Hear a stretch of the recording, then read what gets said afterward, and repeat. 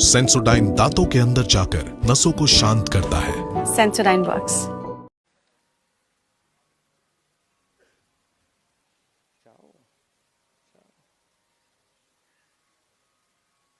Cap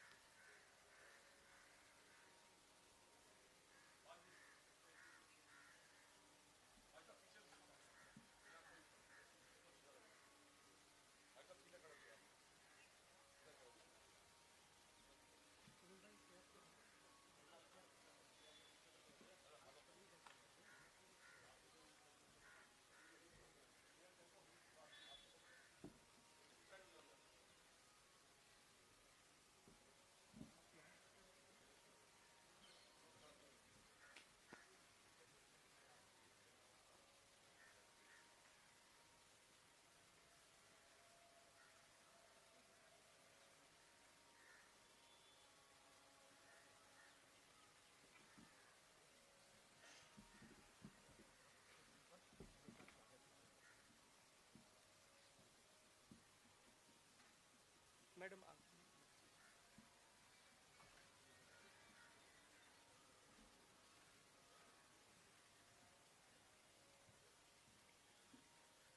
जगह की वजह से दो लोग आगे दोनों ठीक है यहाँ पे होना है आपको और वेणु जी सबको मतलब यहाँ वेणु जी और गोलिया नहीं अभी और आगे ये वाली लाइन में हाँ।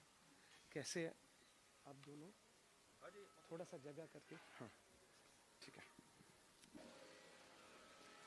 वंदे मातरम शुरू करेंगे। वंदे मातरम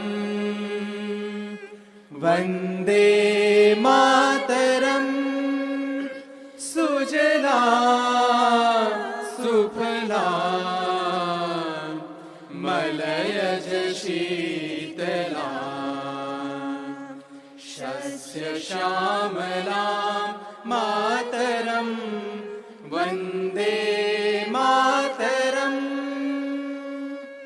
शुभ्रज्योत्स्नां पुलकितयामिनी फुल्लकुसुमित द्रुमदलशोभिनी सुहासिनी सुमधुरभाषिणी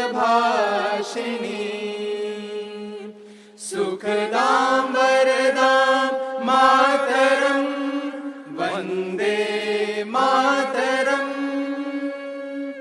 वन्दे मातरम्।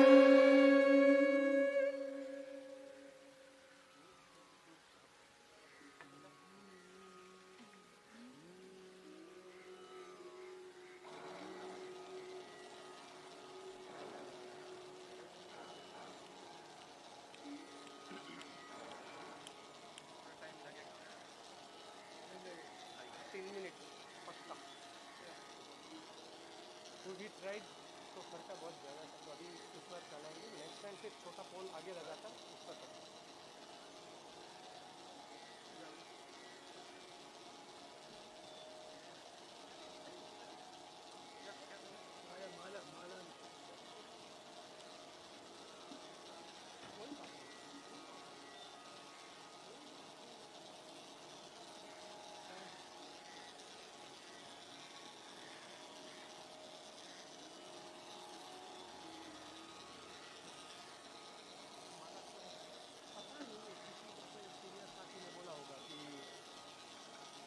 मैसेज ऐसा जरूरी नहीं है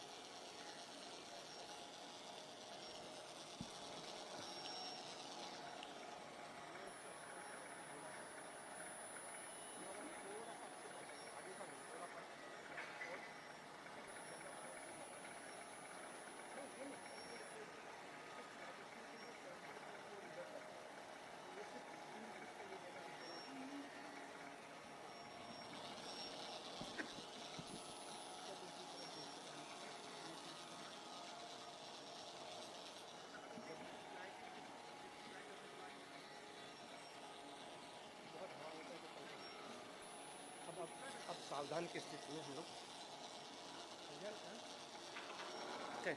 सलामियाम दो जैसे थे ध्वज गीत शुरू करेंगे। झंडा ऊंचा रहे हमारा, विजयी विश्व तिरंगा प्यारा। झंडा ऊंचा रहे हमारा, सदा शक्ति दर्शाने वाला, प्रेम सुधा बरसाने वाला, वीरों को हर्षाने वाला, मातृभूमि का तन मन सारा।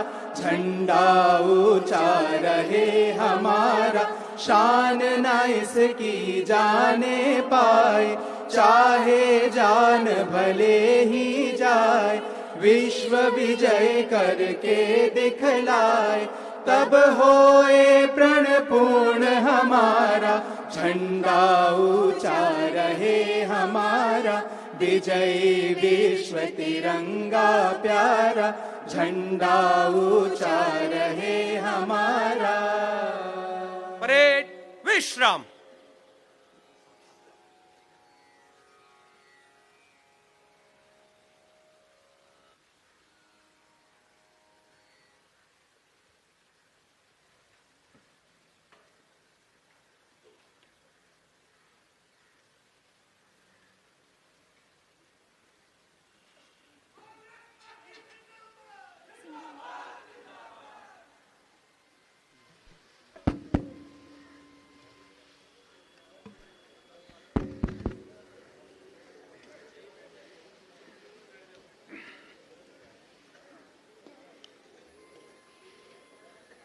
देश के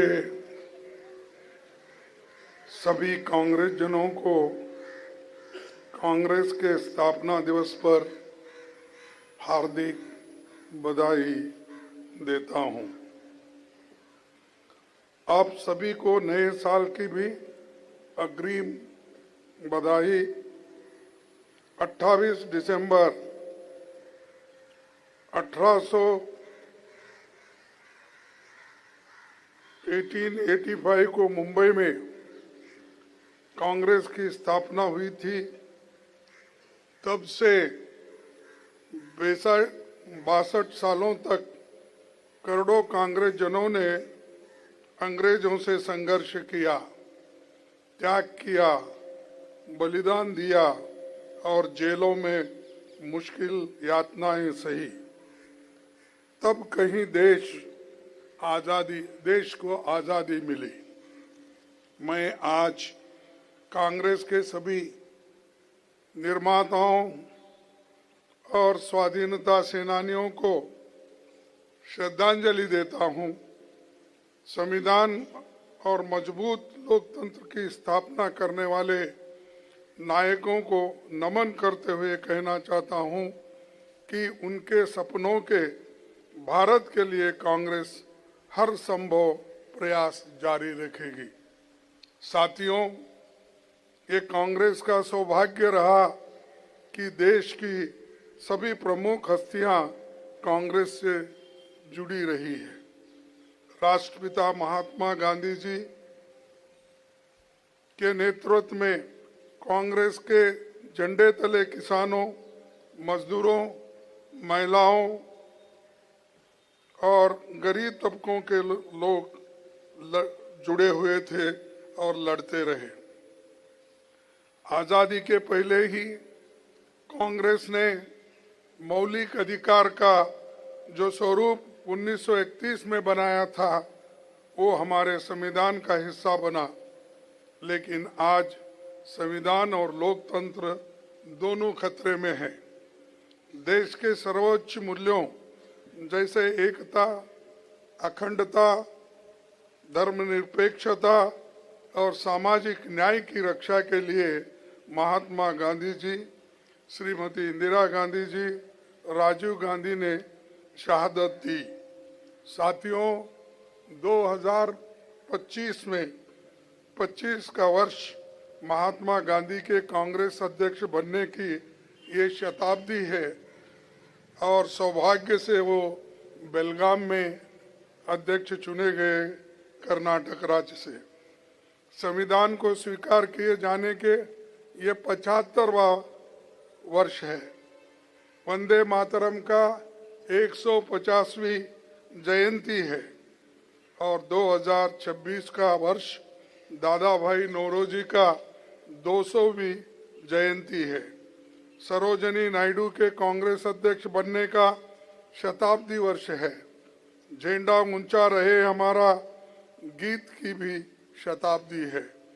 ये गीत दिसंबर 1925 में कानपुर कांग्रेस अधिवेशन में पहली बार गाया गया था।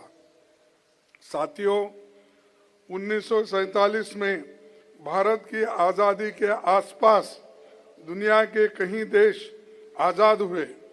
कुछ देश विफल रहे तो कहीं तानाशाही छा गई। केवल भारत ऐसा है जहां लोकतंत्र जीवित है। कांग्रेस के महान नेताओं के कारण भारत दुनिया का सबसे बड़ा लोकतंत्र बना। हमारे नायकों ने विजन के कारण भारत खेती बाड़ी, अंतरिक्ष, परमाणु और कई रणनीतिक क्षेत्रों में दुनिया में सम्मान के साथ खड़ा हुआ। कांग्रेस की लंबी सत्ता के दौरान देश की तस्वीर बदलने वाले ऐतिहासिक काम हुए। हरित क्रांति, श्वेत क्रांति से लेकर संचार और सूचना क्रांति, ऑटोमोबाइल क्रांति आई, आर्थिक उदारीकरण का दौर आया। चाहे शिक्षा की बात हो, आईटी सर्विस हो या दूसरे क्षेत्र में दुनिया में भारत ने एक छाप छोड़ी है। ये सब कांग्रेस की बड़ी उपलब्धियां हैं और इसीलिए आज देश इस स्थिति में आने के लिए एक उपलब्धि कर दी है। मैं ये याद दिलाना चाहूँगा कि सोनिया गांधी जी के अध्यक्ष काल में यूपीए सरकार में नागरिकों के अधिकारों की रक्षा का दायरा और बढ़ा। डॉक्टर मनमोहन सिंह के प्रधानमंत्री काल में हक हकूक आधारित अप्रोच के तहत कानून बने। RTI, RTE, food security, MNREGA, forest rights और भूमि अधिग्रहण जैसे ऐतिहासिक कानून बने जिसको दुनिया ने तारीफ की। कांग्रेस की सोच हमेशा समाज को आगे ले जाने की रही है। आज़ादी के आंदोलन में महात्मा गांधी जी ने कांग्रेस को सामाजिक सुधार, छुआछूत के विरोध, आर्थिक स्वावलंबन, बराबरी के अधिकार, सांप्रदायिकता के विरोध जैसे मसलों के लिए तैयार किया। कांग्रेस को रचनात्मक कामों से जोड़ा।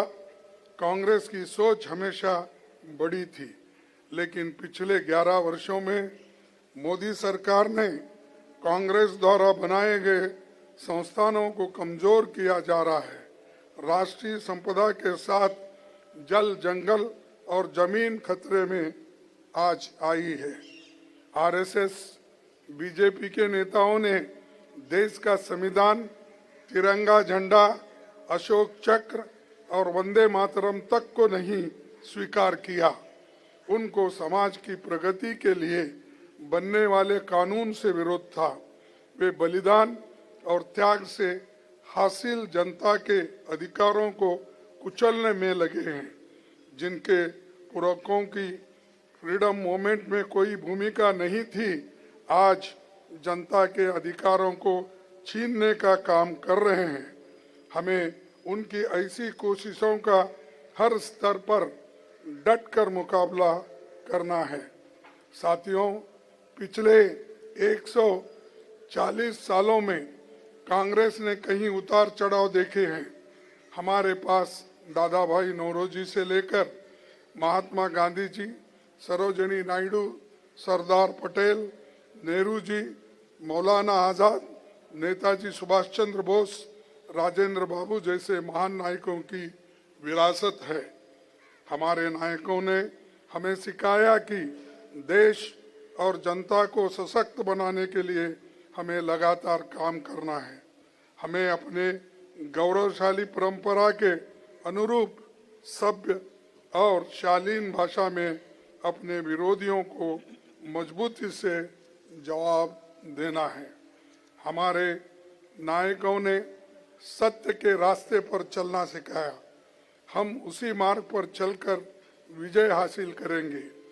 गांधी जी तो यहाँ तक कहते थे कि सत्य तब भी टिकता है जबकि उसके पक्ष में जनसमर्थन न हो। मैं और एक बार इसके लिए सत्य भी टिकता है जबकि उसके पक्ष में जनसमर्थन न हो, पर हमारे पास सत्य भी है और जनसमर्थन भी है। हाल में रामलीला मैदान की रैली में भारत जोड़ो यात्रा और भारत जोड़ो न्याय यात्रा जैसे कई मौकों पर देश की जनता ने विराट जनसमर्थन हमें दिया है। साथियों, पिछले 11 सालों में बीजेपी सरकार ने चंद पूंजीपति को फायदा पहुंचाने के लिए कई कानूनों को बदला। मनरेगा को नष्ट कर दिया जा रहा है। जल, जंगल और जमीन की लूट जारी है। सरकार फर्जी आंकड़ों से खेल रही है और सच छिपाने के लिए अभी तक सेंसस नहीं कराया जा रहा है। साथियों, आप सभी जानते हैं 2025 में महान नायिका इंदिरा गांधी जी के नाम पर ये भवन कांग्रेस का स्थायी दफ्तर बना। हमारे सीपीपी चेयरपर्सन सोनिया जी के अथक प्रयासों की ये देन आने वाले समय में संविधान और लोकतंत्र की रक्षा का केंद्र बिंदु बनने जा रहा है। 100 साल पहले कांग्रेस अध्यक्ष पद का दायित्व संभालने के बाद सरोजिनी नायडू जी ने कहा था, स्वतंत्रता के युद्ध में भय एकमात्र अक्षम विश्वासघात है, निराश एकमात्र अक्षम पाप है। आज हम आजादी की छाव में हैं, पर उनकी बातें आज भी अहमियत रखती है और आज हम संविधान और लोकतंत्र को कायम रखने के लिए मनरेगा जैसे जनता के अधिकारों की रक्षा के लिए लड़ रहे हैं। मैं देश भर के सभी कांग्रेस जनों से अपनी ये अपील दोहराना चाहूंगा कि एक स्वर में एकजुट होकर मनरेगा को बचाने के लिए जन जन के बीच जाइए। इसके लिए हमें दांडी मार्च और भारत जोड़ो आंदोलन जैसी भावना के साथ जुटना होगा। गरीबों और कमजोर लोगों के हक में मनरेगा की बहाली के लिए हम हमारे सरकार को मजबूर करेंगे। आखिर में आज स्थापना दिवस पर एक बात साफ कहना चाहता हूं।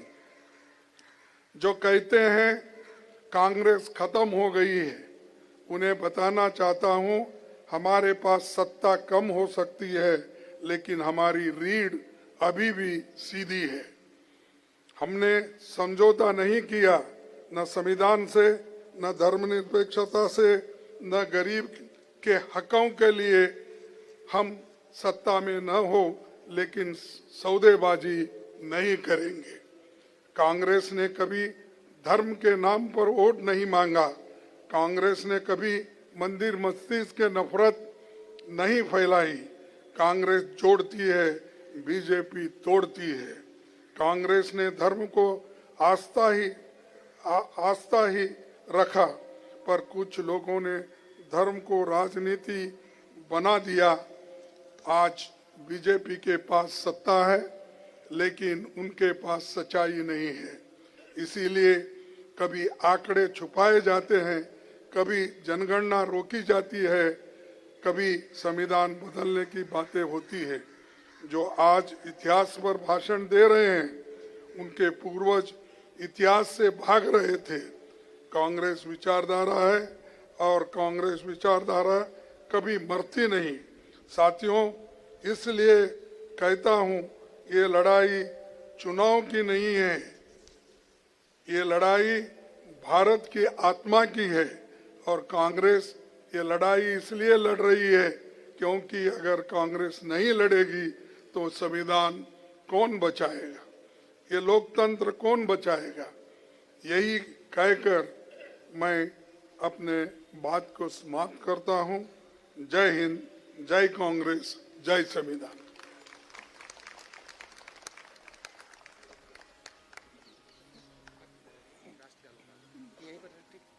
ठीक, नहीं मैं स्लोगन तो देता हूं एक। जय हिंद, जय हिंद, जय हिंद, जय कांग्रेस, जय कांग्रेस, जय कांग्रेस। धन्यवाद।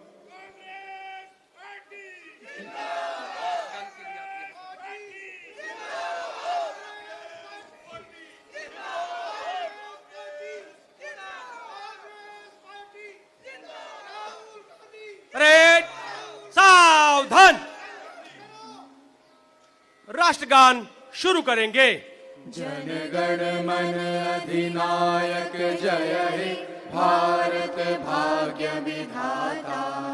पंजाब सिंध गुजरात मराठा द्राविड़ उत्कल बंग। विंध्य हिमाचल यमुना गंगा उच्छल जलधि तरंगा। तब शुभ नामे जागे, तब शुभ आशीष मांगे। गाहे तब जय गाथा। जन गण मंगलदायक जय हे भारत भाग्य विधाता। जय हे, जय हे, जय हे, जय जय जय जय हे। आजाद हिंद, कौमी नारा, विश्राम।